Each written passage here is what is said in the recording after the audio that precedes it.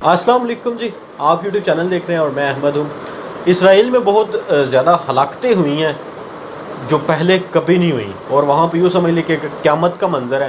اس کے ساتھ ہی قاضی فائز اسحاق کے کیس میں جو ڈیولپمنٹ ہوئی ہے اس پر بات کریں گے۔ اس کے ساتھ ہی اسحاق ڈار نے فون کیا، ایک ٹیلی فون بات ہوئی ہے ان کی ٹیلی فون پر بشیر ممن کے ساتھ۔ اس پہ بات کرتے تھے، شروع میں کرتا ہوں پہلے جو اسرائیل میں ہلاکتیں ہوئی۔ اسرائیل کا نا بیسیکلی سالانہ ایک تہوار ہے، بڑے آرتھوڈاکس اسرائیلی ہیں وہ، ان کا ایک مذہب کا ایک تہوار ہوتا ہے جس میں وہ آگ جلا کے اس کے گرد گھومتے ہیں، تالیاں بجاتے ہیں، گانے گاتے ہیں، جس میں مرد و خواتین ایک بڑے طبقے میں شامل ہوتے ہیں، بہت زیادہ تعداد میں شامل ہوتے ہیں۔ تو اسی طرح وہاں پر ایک ان کا تہوار تھا جو پچھلے سال نہیں ہوا پینڈیمک کی وجہ سے، تو اس دفعہ وہ ان کا تہوار ہونا تھا۔ تو جیسے ہی وہ تہوار ہوا ہے وہاں پہ لوگوں کا ہجوم ہوا ہے، لوگ گئے ہیں، تو وہاں پر یکدم ایک بھگدڑ سی مچ گئی، تو جس میں آلموسٹ 44 لوگ جو ہے نا ان کے اسرائیل کے ہلاک ہو گئے ہیں، مارے گئے ہیں۔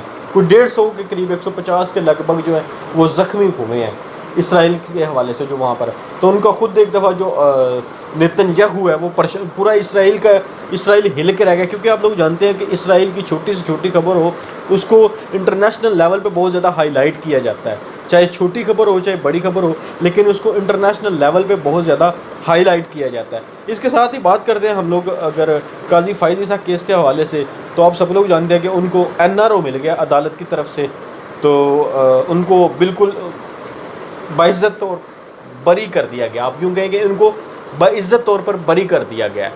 تو یہ ایک بہت بڑا، آپ لوگ جانتے ہوں گے کہ پاکستان جو آلموسٹ دنیا کے 128 ممالک میں سے نا پاکستان 120ویں نمبر پر آتا ہے عدلیہ کے حوالے سے، 120ویں نمبر پر پاکستان عدلیہ کے حوالے سے آتا ہے کہ اتنا برا ہمارا عدلیہ کا نظام ہے۔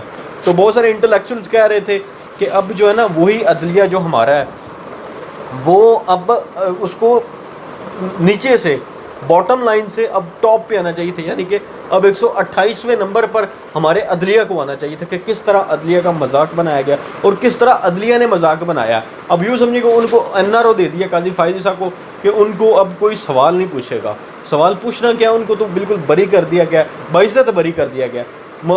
مسئلہ یہ ہے، اب آپ خود سوچئے گا کہ ان کی بیگم کے جو آنسو ہیں اس کی ویلیو ہے ہمارے عدلیہ کے نظام میں، لیکن جو سانحہ ماڈل ٹاؤن ہوا، سانحہ ساہیوال ہوا، اس میں جو ہے سانحہ ماڈل ٹاؤن ہوا، سانحہ ساہیوال ہوا، اس میں کسی قسم کے لوگوں کے آنسو کام نہیں آئے۔ اگر آنسو کام آئے تو قاضی عیسیٰ فائز کی جو وائف ہے، قاضی فائز عیسیٰ کی جو وائف ہے، ان کے آنسو کام آ گئے عدالت میں۔ تو یہ نظام ہے ہمارا عدلیہ کا۔ وہ ایک کوٹ کرتے ہیں، میں معذرت کے ساتھ اگر کسی کی دل آزاری ہو، لیکن جو سچ ہے وہ سچ ہے، Pakistani courts are the bitches of the riches.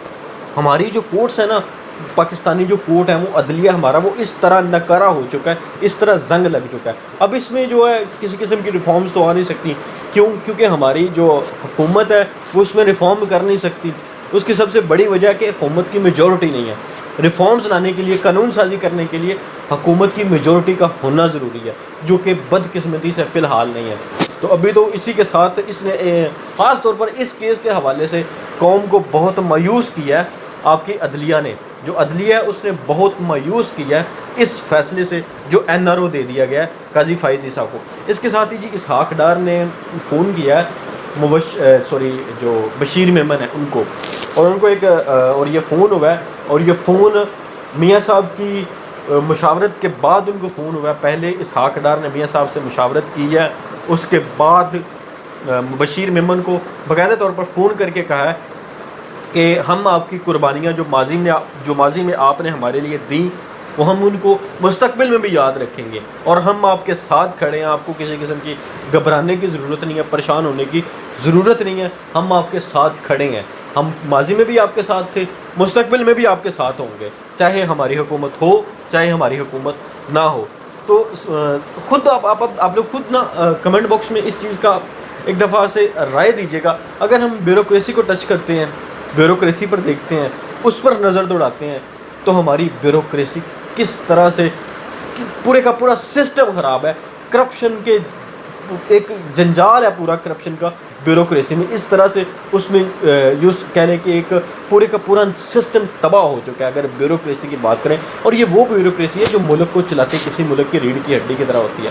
اگر عدلیہ کو دیکھیں جس پر آج آ کے آخری ہوپ عدلیہ ہوتی ہے انصاف کی, اب عدلیہ کا ہمارا نظام کس طرح کا ہے وہ بھی آپ کو قاضی فائز عیسیٰ کیس کے بعد آپ کے سامنے آ چکا ہوگا کہ ہمارا عدلیہ کا نظام کس طرح کا ہے. اب خود سوچیے گا کہ اب ہم لوگ جا رہے ہیں تو کس سمت میں جا رہے ہیں.